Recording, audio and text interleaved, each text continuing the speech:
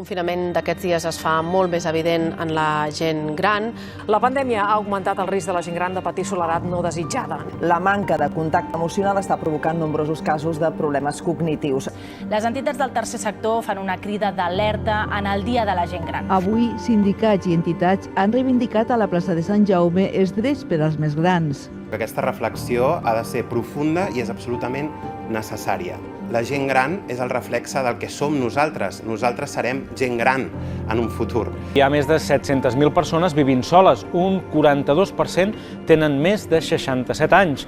Hi ha entitats, però, que miren de revertir aquesta situació. Per sort, però, són moltes les entitats i els col·lectius que estan doblant esforços per evitar que se sentin sols. És el cas, per exemple, d'Amics de la Gent Gran. Ha endegat la campanya Trucades contra el silenci.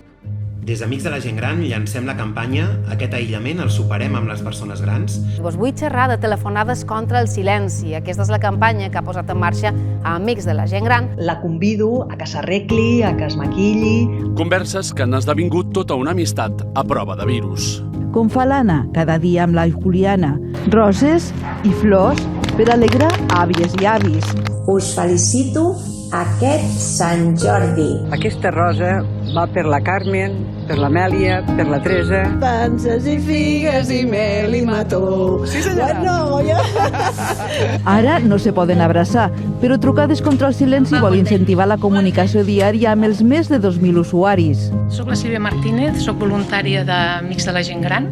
I has passejat una mica, has sortit al pati? Sí, són de les teves trucades, Són de les meves trucades. Es podeu oferir aquesta trucada d'acompanyament emocional, són trucades intenses, no?, d'alguna manera, i són llargues, però el que pretenem és també el crear una amistat a través del telèfon. Unes amistats molt grans i molt bones. Pues jo me'ls estimo molt. El 2020 ha estat l'any més complex dels nostres 33 anys d'història, sobretot per la gent gran. Ens hem reorganitzat i hem fet un esforç col·lectiu per seguir acompanyant a 2.500 persones grans de 106 municipis de l'Estat.